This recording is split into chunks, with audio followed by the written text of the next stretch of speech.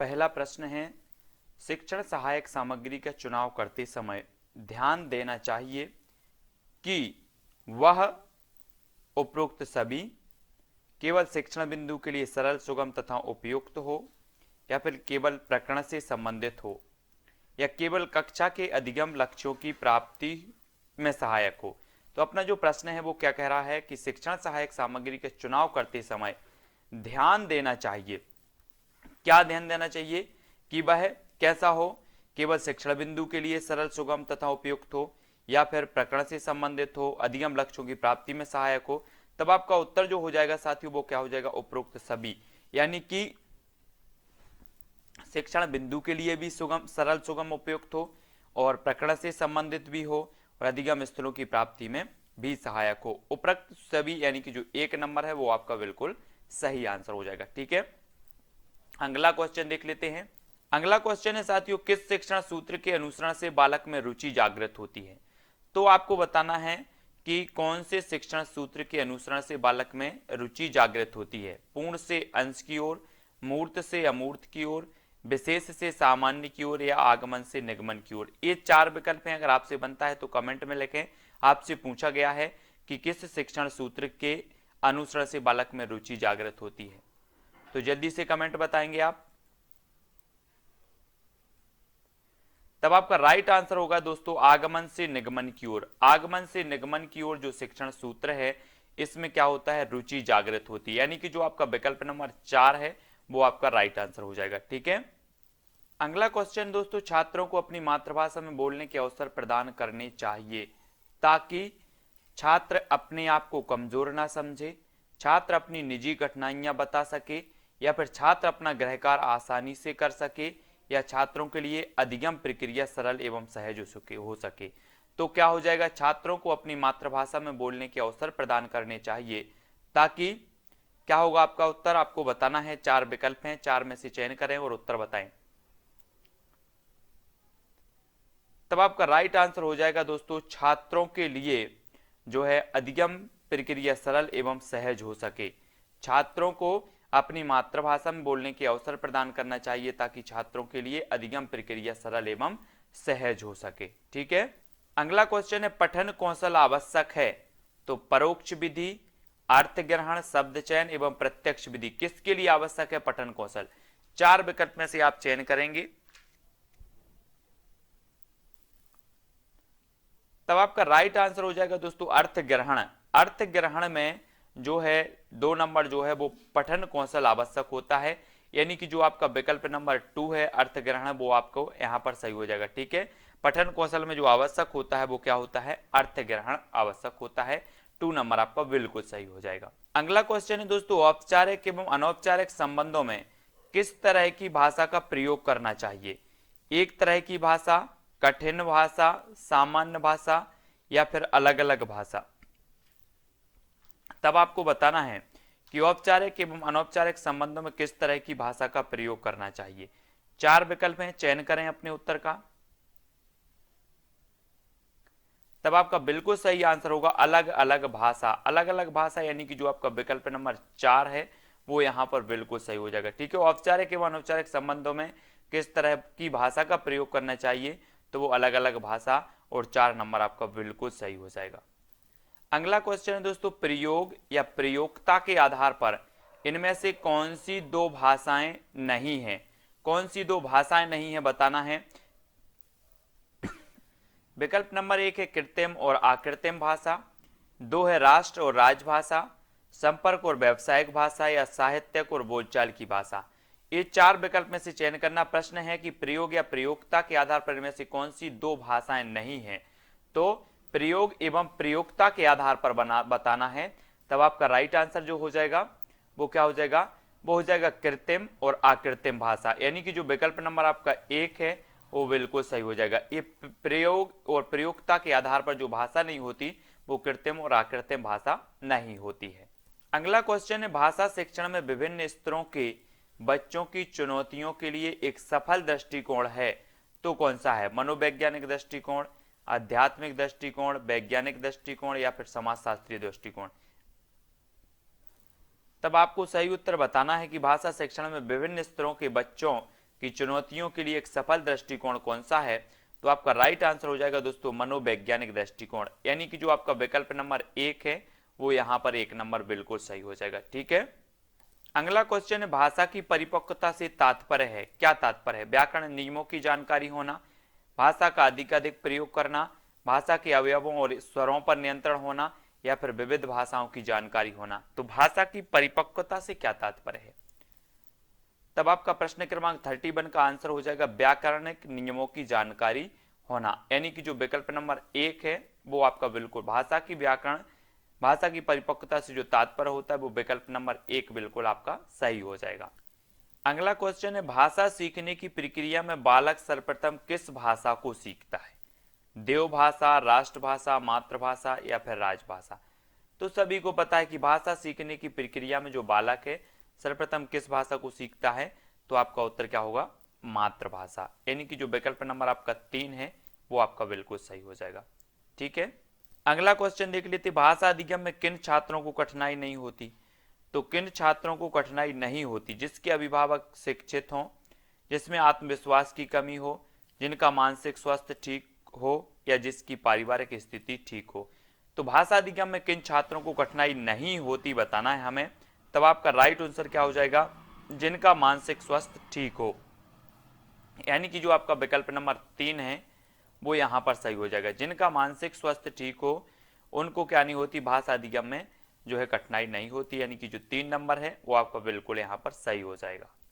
अगला क्वेश्चन है कक्षा में प्रयोग की गई कोई भी सामग्री तभी शैक्षिक सामग्री कही जा सकती है जब वह शिक्षक की रुचि के अनुरूप हो, छात्रों के मनोरंजन में सहायक हो, कक्षा के किसी उद्देश्य तक पहुंचने में असफल हो, या वह सीखने सिखाने में उपयोगी हो। तो आपका राइट आंसर क्या हो जाएगा? कक्षा में प्रयोग की गई कोई भी सामग्री तभी शैक्षिक सामग्री कही जा सकती है जब वह क्या हो? वह सीखने और सिखाने में उपयोगी साबित हो, यानी कि जो विकल्प नंबर आपका डी है वो बिल्कुल यहां पर सही आंसर हो जाएगा। ठीक है, अगला क्वेश्चन देख लेते हैं। अगला क्वेश्चन है दोस्तों, स्कूलों में बालकों को सुनने की प्रक्रिया को बढ़ाने के लिए उपरोक्त सभी केवल विभिन्न घटनाओं को सुनना चाहिए, केवल कविताएं सुनानी चाहिए, या केवल कहानी सुनानी चाहिए, या उपरोक्त सभी? तो स्कूलों में बालकों की सुनने की प्रक्रिया को बढ़ाने के लिए जो है घटनाओं को सुनाना चाहिए, कविता सुनानी चाहिए, कहानी सुनानी चाहिए, यानी कि जो विकल्प नंबर 1 है वो बिल्कुल सही हो जाएगा, उपरोक्त सभी। ठीक है, प्रश्न क्रमांक 36। अगला क्वेश्चन देख लेते हैं। अगला क्वेश्चन है सुलेख से क्या तात्पर्य है? स्वयं से लिखा हुआ आलेख, सुना हुआ लेख, सुंदर लेख, या लेख की सुंदर कल्पना? तो सुलेख से क्या तात्पर्य हो जाएगा? तब आपका राइट आंसर क्या हो जाएगा? सुलेख से तात्पर्य होता है सुंदर लेख। सुंदर लेख यानी कि जो विकल्प नंबर आपका 3 है वो यहां पर बिल्कुल सही हो जाएगा। ठीक है, अगला क्वेश्चन है किसी देश या प्रदेश के राजकाज या प्रशासन में जिस भाषा का प्रयोग किया जाता है उस भाषा को क्या कहा जाता है? आपको बताना है। तो उत्तर क्या हो जाएगा? प्रदेश की जो राजकाज या प्रशासन की भाषा होती है उसे क्या कहा जाता है? राजभाषा, यानी कि जो विकल्प नंबर आपका 4 है वो बिल्कुल राजभाषा यहां पर सही हो जाएगा। अगला क्वेश्चन है सुंदरम कक्षा 8 का छात्र है, उसका सतत आकलन करने में सबसे अधिक क्या महत्वपूर्ण है? उसका सतत आकलन करने में सबसे अधिक महत्वपूर्ण क्या है? मौखिक परीक्षा, लिखित परीक्षा, भाषा प्रयोग की क्षमता, या फिर व्याकरण की बारीक जानकारी? तो आपको बताना है 4 की सुंदरम जो है वो कक्षा 8 का छात्र है, उसका सतत आकलन करने में सबसे अधिक क्या महत्वपूर्ण है? सबसे अधिक महत्वपूर्ण बताना है, 4 विकल्प हैं। तब आपका राइट आंसर क्या हो जाएगा? मौखिक, लिखित, भाषा प्रयोग की क्षमता, या व्याकरण की बारीक जानकारी? तो आपका उत्तर होगा दोस्तों विकल्प नंबर 3, यानी कि भाषा प्रयोग की क्षमता आपका बिल्कुल राइट आंसर हो जाएगा। हमारा जो अगला प्रश्न है शिक्षण अधिगम सामग्री के बहुमुखी स्रोत नहीं है तो कौन नहीं है? चार्ट, ब्लैक बोर्ड, बेंच, या प्रोजेक्टर? बहुमुखी स्रोत बताना है कौन नहीं है शिक्षण अधिगम सामग्री के। तब आपका राइट आंसर क्या हो जाएगा? अगर आपसे बनता है तो कमेंट में जरूर लिखें। आपका राइट आंसर होगा दोस्तों बेंच। बेंच यानी कि जो विकल्प नंबर 3 है, शिक्षण अधिगम सामग्री के बहुमुखी स्रोत नहीं है तो बेंच नहीं है। 3 नंबर आपका सही हो जाएगा यहां पर। ठीक है, अगला क्वेश्चन है शिक्षक को पुस्तक हमेशा किस हाथ में रखनी चाहिए? इनमें से कोई नहीं, बाएं हाथ में, दाएं हाथ में या फिर दोनों हाथों में। तो जल्दी से उत्तर बताना है आपको। शिक्षक को पुस्तक हमेशा किस हाथ में रखनी चाहिए? 4 विकल्प हैं और आपका उत्तर जो हो जाएगा वो हो जाएगा बाएं हाथ, यानी कि जो विकल्प नंबर आपका 2 है वो बिल्कुल सही हो जाएगा। ठीक है, बाएं हाथ में रखनी चाहिए शिक्षक को हमेशा पुस्तक। अगला क्वेश्चन है, अहिंदी क्षेत्रों में हिंदी का शिक्षण व्यवहारिक व विवेचनात्मक हो, तार्किक व औचित्यपूर्ण हो, सहज व सरल हो या फिर वैज्ञानिक व स्वाभाविक हो। तो कैसा होना चाहिए? अहिंदी क्षेत्रों में जो हिंदी का शिक्षण होना चाहिए वो कैसा होना चाहिए? 4 विकल्पों में से चयन करना है और एक का उत्तर बताना है। तब आपका बिल्कुल करेक्ट आंसर हो जाएगा वैज्ञानिक व स्वाभाविक हो, यानी कि जो 4 नंबर है वो बिल्कुल यहां पर सही हो जाएगा, वैज्ञानिक व स्वाभाविक हो।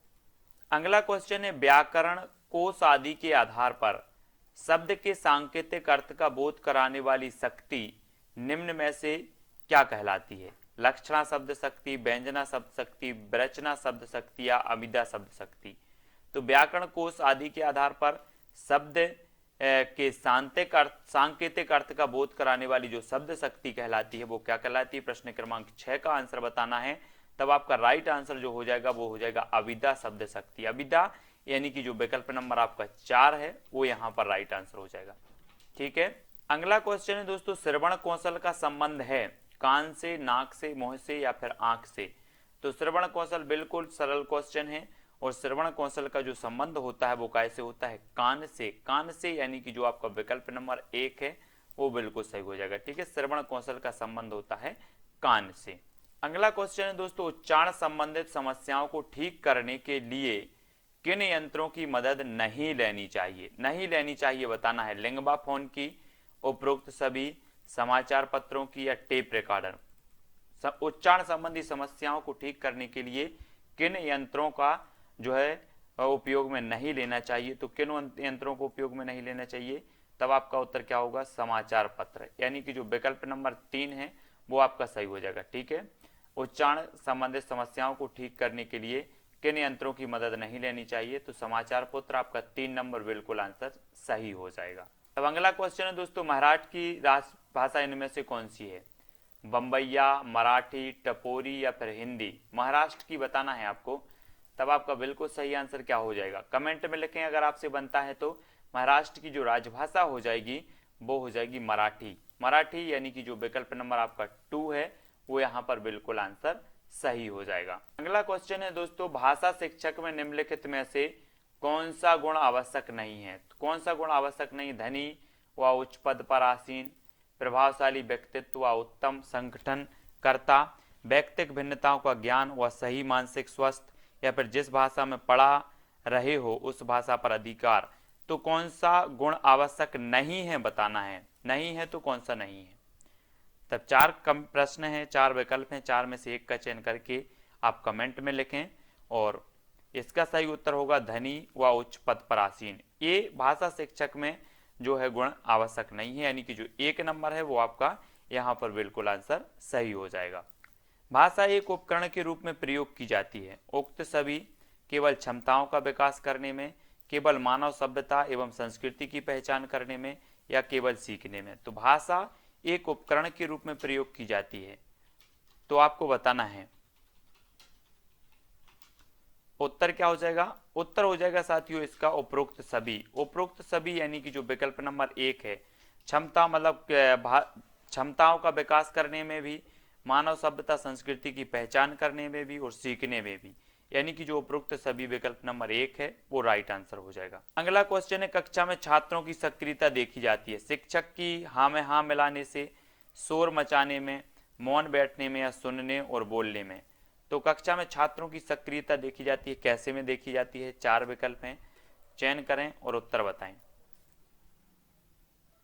उत्तर होगा दोस्तों विकल्प नंबर सुनने और बोलने, यानी कि 4 नंबर आपका बिल्कुल सही होगा। कक्षा में छात्रों की सक्रियता देखी जाती सुनने और बोलने में, 4 नंबर आपका बिल्कुल सही है। अगला क्वेश्चन है दोस्तों, कक्षा में प्रश्न पूछना, साहित्यिक कार्यक्रम कराना, पाठों का अभ्यास कराना, मौखिक लिखित कार्य कराना आदि किस सिद्धांत के अंतर्गत आते हैं? आपको उत्तर बताना है। क्रियाशीलता का सिद्धांत, अनुकरण का सिद्धांत, अभिप्रेरणा एवं रुचि का सिद्धांत या अनुबंधन का सिद्धांत। कक्षा में प्रश्न पूछना, साहित्यिक कार्यक्रम कराना, पाठों का जो है अभ्यास कराना, ये सारे के सारे किस सिद्धांत के अंतर्गत आते हैं?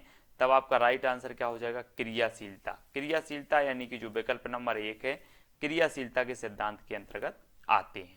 अगला क्वेश्चन बताना है दोस्तों आपको, निम्न में से वाचन कौशल की विधि नहीं है।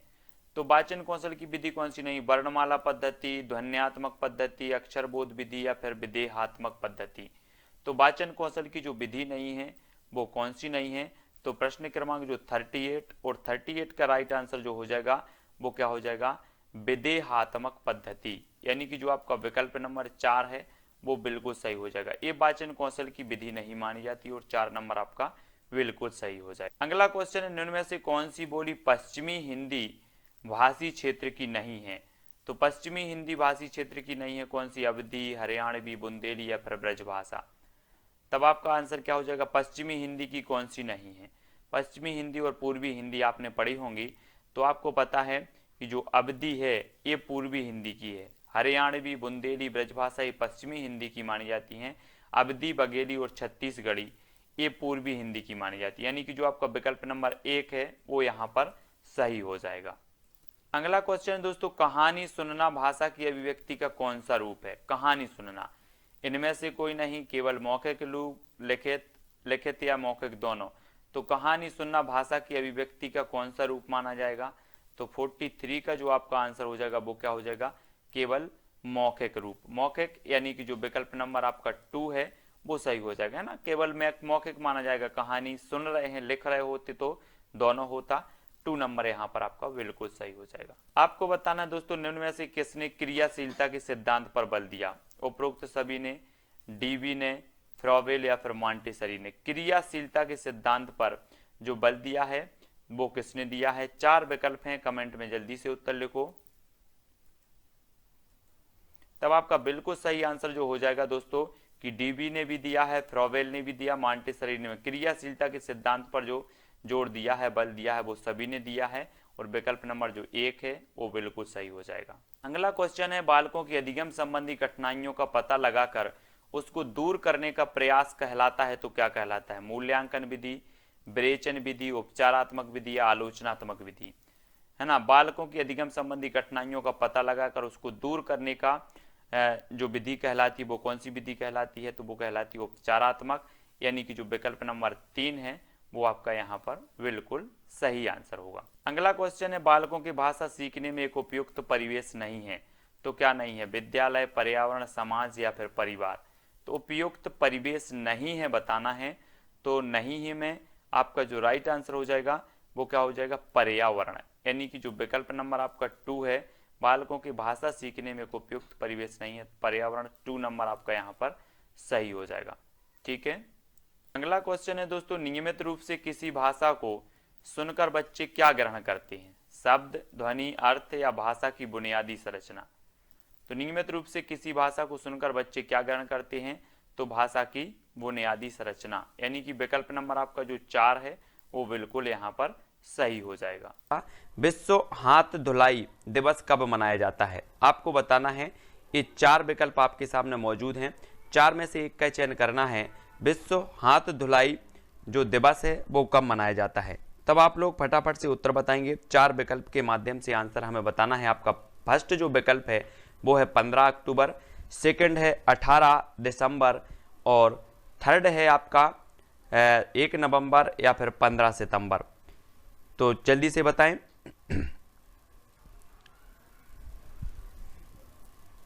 तब आपका राइट आंसर हो जाएगा दोस्तों 15 सितंबर। 15 सितंबर यानी कि जो विकल्प नंबर आपका डी है वो यहां पर सही हो जाएगा, 15 सितंबर। ठीक है, विश्व हाथ धुलाई दिवस मनाया जाता है 15 सितंबर को। डी नंबर आपका यहां पर सही हो जाएगा। ठीक है, डी जिन्होंने भी बताया है उनका आंसर यहां पर सही हो जाएगा। अगला क्वेश्चन है आपके सामने, पर्यावरण असंतुलन का कारण है तो क्या है? पर्यावरणीय चेतना का अभाव, भौतिकवादी सोच, है ना, भोगवादी प्रवृत्ति या फिर उपरोक्त सभी। तो पर्यावरण असंतुलन का हमें कारण बताना है, प्रमुख कारण कौन है? 4 विकल्प में से चयन करें और उत्तर बताएं।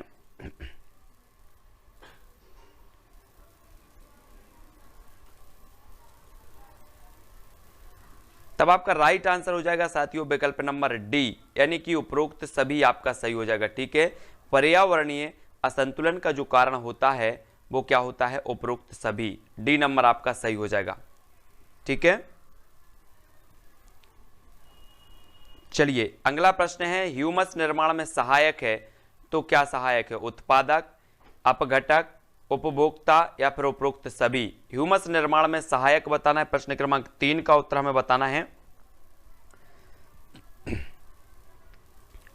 क्या हो जाएगा आपका सही उत्तर, ह्यूमस निर्माण में सहायक है, उत्पादक है, अपघटक है, उपभोक्ता है या फिर उपरोक्त सभी है। तब आपका जो राइट आंसर हो जाएगा वो हो जाएगा अपघटक। अपघटक यानी कि जो विकल्प नंबर बी है, ये ह्यूमस निर्माण में सहायक होते हैं। बी नंबर आपका यहां पर सही होगा। जिन्होंने भी बी उत्तर बताया है उनका आंसर बिल्कुल सही है। और अगला क्वेश्चन देख लेते हैं, निम्न में से कौन द्वितीय उपभोक्ता है, शेर, बकरी, हाथी या फिर सांप। तो द्वितीय उपभोक्ता बताना है कौन है, प्रश्न क्रमांक 4 है हमारा। और 4 में से सभी लोग आंसर बताएंगे कि जो द्वितीय उपभोक्ता माना जाता है वो कौन माना जाता है। और आपका यहां पर जो राइट आंसर होगा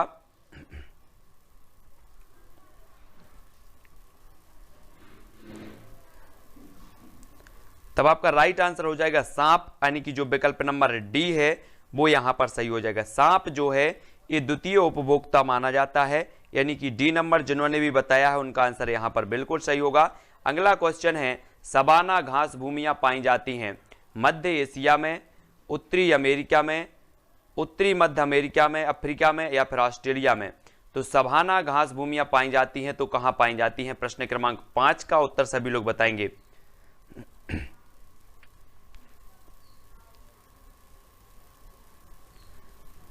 तब आपका जो राइट आंसर हो जाएगा साथियों वो क्या हो जाएगा, विकल्प नंबर सा यानी कि जो उत्तरी मध्य अफ्रीका, उत्तरी मध्य अफ्रीका आपका बिल्कुल सही हो जाएगा। ठीक है, उत्तरी मध्य अफ्रीका यानी कि सी नंबर। ठीक है, सी नंबर आपका सही है। बढ़ते हैं अगले क्वेश्चन की ओर। अगला क्वेश्चन है, विश्व में नारियल का सबसे अधिक उत्पादन है तो उत्पादन करता है तो कौन करता है। विश्व में नारियल का सबसे अधिक उत्पादन कौन करता है, वियतनाम, भारत, इंडोनेशिया या फिर चीन। तब आपका राइट आंसर क्या हो जाएगा, विश्व में नारियल का सबसे ज्यादा जो उत्पादन करता है वो कौन करता है। और आपका राइट आंसर हो जाएगा इंडोनेशिया, यानी कि जो विकल्प नंबर आपका डी है वो आपका सही हो जाएगा। डी नंबर, विश्व में नारियल का सबसे अधिक उत्पादन करने वाला जो है वो है इंडोनेशिया और डी नंबर यहां पर आपका सही होगा। तब अगला क्वेश्चन है, स्थानांतरणशील कृषि की शुरुआत सर्वप्रथम कहां हुई। तो कहां हुई, इंडोनेशिया में, थाईलैंड में, कांगो बेसिन से या फिर अमेजन बेसिन से। स्थानांतरणशील कृषि की शुरुआत सर्वप्रथम कहां हुई है तो हमें बताना है।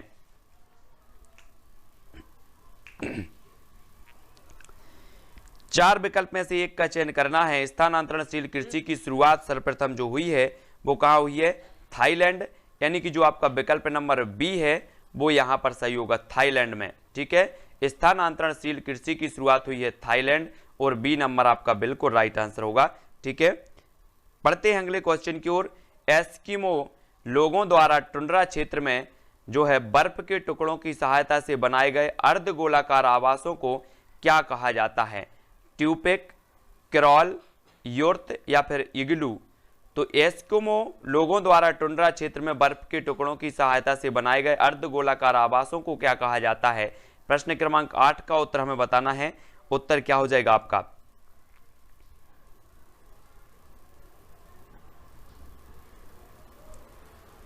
तब आपका बिल्कुल सही आंसर होगा इग्लू। इग्लू यानी कि डी नंबर आपका यहां पर सही होगा। ठीक है, एस्किमो लोगों द्वारा टुंड्रा क्षेत्र में बर्फ के टुकड़ों की सहायता से बनाए गए अर्धगोलाकार आवासों को कहा जाता है इग्लू। ठीक है, अगला क्वेश्चन आपकी स्क्रीन पर, विश्व का सबसे बड़ा नदी द्वीप माजुली का निर्माण करने वाली नदी है तो कौन सी है, गंगा, ब्रह्मपुत्र, सिंधु या फिर गोदावरी। विश्व का सबसे बड़ा नदी द्वीप माजुली का निर्माण करने वाली नदी का नाम हमें बताना है। तब आपका राइट आंसर क्या हो जाएगा, प्रश्न क्रमांक 9 का। और अधिकांश लोगों ने जो उत्तर बताया है वो बताया है ब्रह्मपुत्र। ब्रह्मपुत्र यानी कि जो विकल्प नंबर आपका बी है वो यहाँ पर सही हो जाएगा, बी नंबर। ब्रह्मपुत्र जो है विश्व का सबसे बड़ा नदी द्वीप है और ये माजुली द्वीप है, ठीक है, और ये ब्रह्मपुत्र नदी में जो है बना हुआ है। और अगला क्वेश्चन है आपका, गाजर किस विटामिन का समृद्ध स्रोत है? विटामिन डी का, विटामिन ए का, विटामिन बी का या फिर विटामिन सी का? तो गाजर का बताना है कि जो गाजर है ये क्या होता है, गाजर किस विटामिन का समृद्ध स्रोत माना जाता है?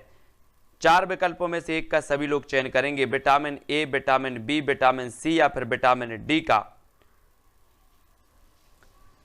तब प्रश्न क्रमांक जो 10 का आंसर हो जाएगा आपका वो क्या होगा, विटामिन ए। विटामिन ए यानी कि जो विकल्प नंबर बी है वो यहां पर बिल्कुल सही हो जाएगा। विटामिन ए का जो समृद्ध रूप है वो है गाजर, है ना, तो बी नंबर आपका यहां पर सही होगा। अगला क्वेश्चन है आपकी स्क्रीन पर, शाकाहारी अधिकतम प्रोटीन पाते हैं, किससे पाते हैं? अनाजों से, सब्जियों से, दालों से या फिर दूध से? तो जल्दी से बताएंगे, शाकाहारी अधिकतम प्रोटीन पाते हैं तो कहां से पाते हैं? अनाजों से पाते हैं, सब्जियों से पाते हैं, दालों से पाते हैं या फिर दूध से पाते हैं? तो आपका राइट आंसर जो हो जाएगा साथियों वो हो जाएगा दालों से। दालों यानी कि जो विकल्प नंबर आपका सा है वो यहां पर सा नंबर सही हो जाएगा। शाकाहारी अधिकतम प्रोटीन पाते हैं दालों से और सी नंबर आपका यहां पर राइट होगा। और अगला क्वेश्चन है आपकी स्क्रीन पर, किसमें प्रोटीन नहीं पाया जाता? चावल में, दाल में, सोयाबीन या फिर दूध में? तो प्रोटीन किसमें नहीं पाया जाता? प्रश्न क्रमांक 12 का आंसर बताना है।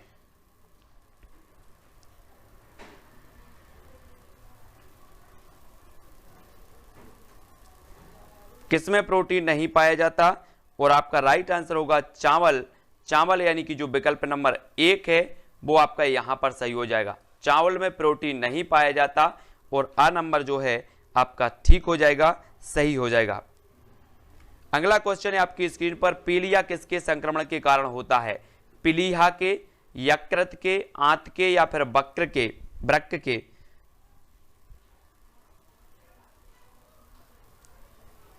पीलिया किसके संक्रमण के कारण होता है? पीलिया। प्रश्न क्रमांक 13 और 13 का जो आपका राइट आंसर हो जाएगा वो हो जाएगा यकृत। यकृत यानी कि बी नंबर आपका यहां पर सही हो जाएगा। पीलिया जो होता है वो यकृत के संक्रमण के कारण होता है और बी नंबर आपका राइट होगा। अगला क्वेश्चन है, किस खेल का खेल परिसर कोर्स कहलाता है? गोल्फ का, पोलो का, रग्बी का या फिर रिंक का? तो किस खेल का खेल परिसर कोर्स कहलाता है? तब प्रश्न क्रमांक 14 का आंसर हमें बताना है। राइट जो आंसर हो जाएगा आपका गोल्फ सही होगा। गोल्फ यानी कि जो आ नंबर है वो आपका सही हो जाएगा, ठीक है। किस खेल का खेल परिसर कोर्स कहलाता है? तो गोल्फ का, और ए नंबर आपका सही होगा यहां पर। अगला क्वेश्चन है आपका, कुत्ते का आवास क्या कहलाता है? 15 का उत्तर हमें बताना है, कुत्ते का जो आवास है वो क्या कहलाता है? अस्तबल, घर, शेड या फिर कैनल? तो कुत्ते का आवाज सभी लोग बताएंगे। प्रश्न क्रमांक 15 का राइट आंसर क्या होगा आपका?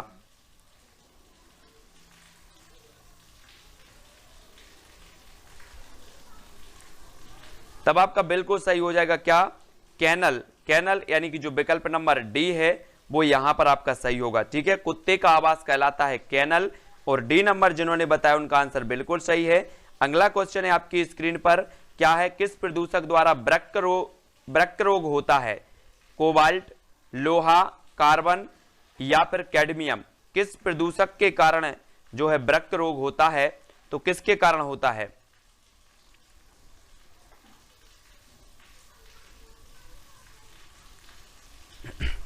तब आपका सही आंसर हो जाएगा साथियों कैडमियम। कैडमियम यानी कि जो विकल्प नंबर आपका डी है वो यहां पर सही हो जाएगा, कैडमियम, ठीक है। किस प्रदूषक द्वारा वृक्क रोग होता है? तो वो कैडमियम के द्वारा होता है और डी नंबर आपका यहां पर बिल्कुल सही होगा। केरल के तट को क्या कहते हैं? कोरोमंडल तट, मालाबार तट, कोनारा तट या फिर कोंकण तट? केरल के तट को क्या कहा जाता है? प्रश्न क्रमांक 17 और 17 का उत्तर हमें बताना है। तब आपका राइट आंसर क्या हो जाएगा? प्रश्न क्रमांक 17 का तब आपका बिल्कुल सही होगा मालाबार तट। मालाबार तट यानी कि जो विकल्प नंबर आपका बी है वो यहां पर सही हो जाएगा, बी नंबर का। ठीक है। केरल के तट को कहा जाता है मालाबार तट, ठीक है। अगला क्वेश्चन है आपकी स्क्रीन पर, भारत में जंगली गधा कहां पाए जाते हैं? जंगली गधा कहां पाए जाते हैं? कच्छ के रण में, सुंदरवन में, कावेरी के डेल्टा में, या फिर असम के जंगल में? तो भारत में जंगली जो गधा है वो कहां पाए जाते हैं?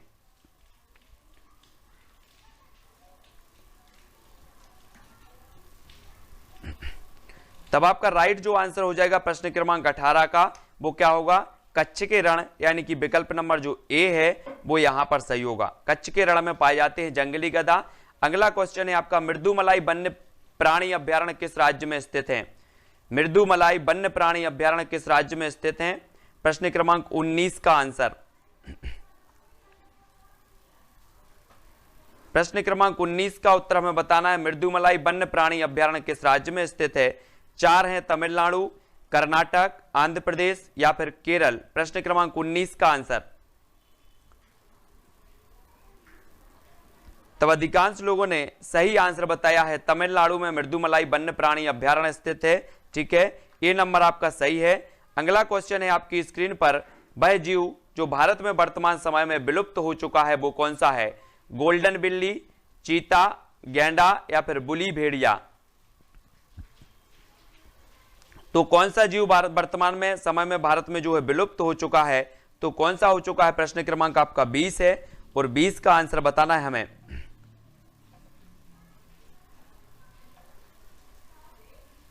तब आपका राइट जो आंसर हो जाएगा वो क्या हो जाएगा?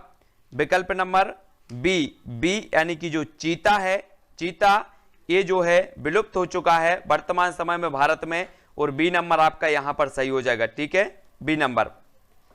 अगला क्वेश्चन है, किसकी कमी के कारण दूध को एक संतुलित आहार नहीं माना जाता? किसकी कमी के कारण दूध को एक संतुलित आहार नहीं माना जाता?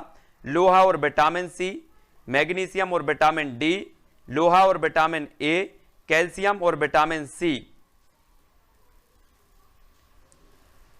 तब सभी लोग आंसर बताएंगे।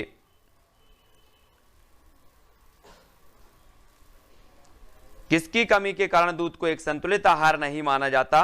तब आपका राइट आंसर होगा लोहा और विटामिन सी की कमी के कारण जो है दूध को एक संतुलित आहार नहीं माना जाता। ए नंबर जिन्होंने बताया है उनका आंसर बिल्कुल सही हो जाएगा। अगला क्वेश्चन देख लो, खेतड़ी किस लिए प्रसिद्ध है? खेतड़ी बताना है, एल्यूमिनियम के लिए, उर्वरक के लिए, तांबे के लिए या फिर स्वर्ण के लिए? तो खेतड़ी बताना है किस लिए प्रसिद्ध है। 4 विकल्पों में से एक का चयन करें सभी लोग।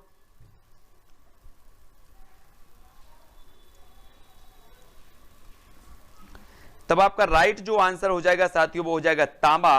तांबा यानी कि जो विकल्प नंबर सी है वो सही हो जाएगा। खेतड़ी प्रसिद्ध है तांबे के लिए। अगला क्वेश्चन है आपकी स्क्रीन पर, पर्यावरण शिक्षा में सामूहिक चर्चा से संबंधित शिक्षण विधि कौन सी है? पर्यावरण शिक्षा में सामूहिक चर्चा से संबंधित शिक्षण विधि कौन सी है? भूमिका निर्वाह, व्याख्यान, वर्णन या फिर विचार गोष्ठी? पर्यावरण शिक्षा में हमें बताना है कि सामूहिक चर्चा से संबंधित जो शिक्षण विधि है वो कौन सी है। तब आपका राइट आंसर क्या होगा?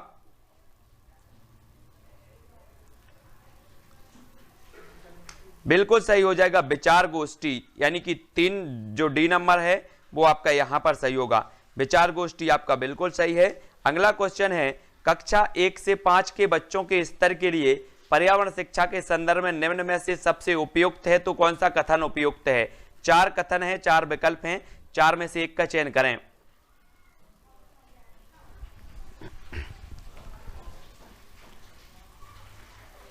प्रश्न क्रमांक 23 और 23 का जो आपका आंसर हो जाएगा वो क्या होगा?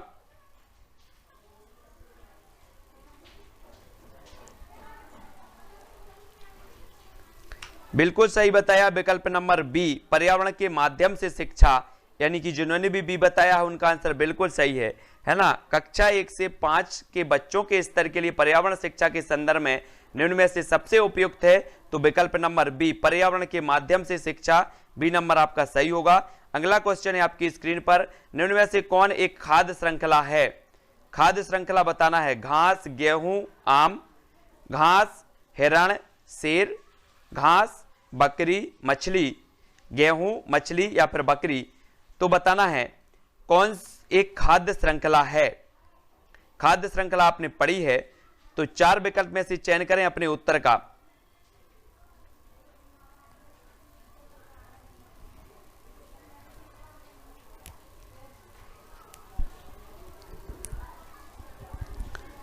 क्या होगा राइट आंसर? घास, हिरण, शेर, यानी कि जो विकल्प नंबर आपका बी है वो यहां पर बिल्कुल सही हो जाएगा। ठीक है, बी नंबर। अगला क्वेश्चन है, खरीफ फसल बोई जाती है, कब बोई जाती है? जून जुलाई में, अक्टूबर नवंबर में, जनवरी फरवरी या फिर सितंबर अक्टूबर में? तो खरीफ फसल कब बोई जाती है? प्रश्न क्रमांक 25 का आंसर हमें बताना है।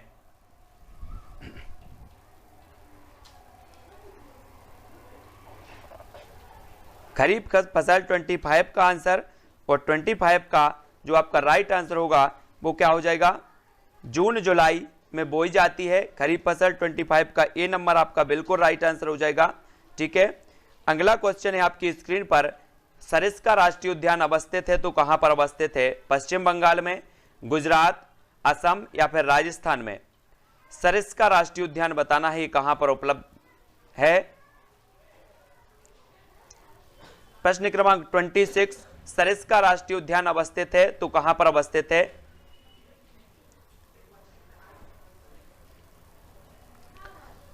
तब आपका राइट आंसर होगा राजस्थान, यानी कि विकल्प नंबर जो डी है वो इसका सही हो जाएगा, डी नंबर। ठीक है, अगला क्वेश्चन है आपकी स्क्रीन पर, भारत में कौन सी एजेंसी मुख्य रूप से प्रदूषण के मापन से संबंधित है? तो कौन सी एजेंसी है? ग्रीन ट्रिब्यूनल, केंद्रीय प्रदूषण नियंत्रण बोर्ड, केंद्रीय जल आयोग या फिर सर्वे ऑफ इंडिया? कौन सी एजेंसी मुख्य रूप से प्रदूषण के मापन से संबंधित है? प्रश्न क्रमांक 27 का आंसर।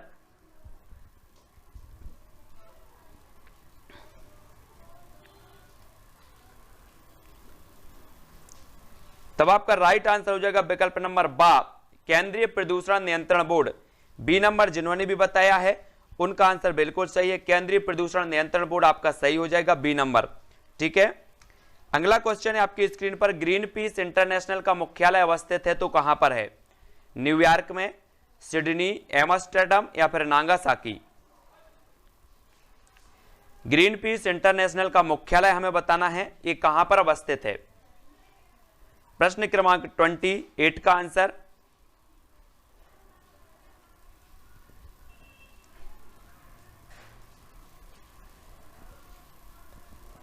तब राइट आंसर हो जाएगा दोस्तों आपका क्या हो जाएगा? एम्स्टर्डम, यानी कि जो विकल्प नंबर आपका सी नंबर है वो यहां पर सही हो जाएगा। ठीक है, ग्रीन पीस इंटरनेशनल का जो मुख्यालय है वो एम्स्टर्डम में है, सी नंबर आपका सही होगा यहां पर। अगला क्वेश्चन है, फूलों की घाटी अवस्थित है तो कहां अवस्थित है? सभी का आंसर बिल्कुल सही आनी चाहिए, जम्मू कश्मीर में, उत्तराखंड में, सिक्किम या फिर हिमाचल प्रदेश में? तो फूलों की घाटी अवस्थित है तो कहां पर है?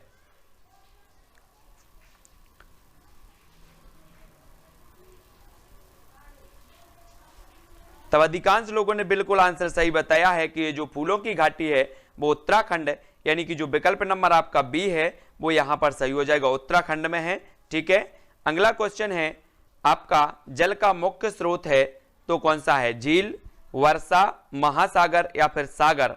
जल का मुख्य स्रोत बताना है, सभी लोग बताएंगे।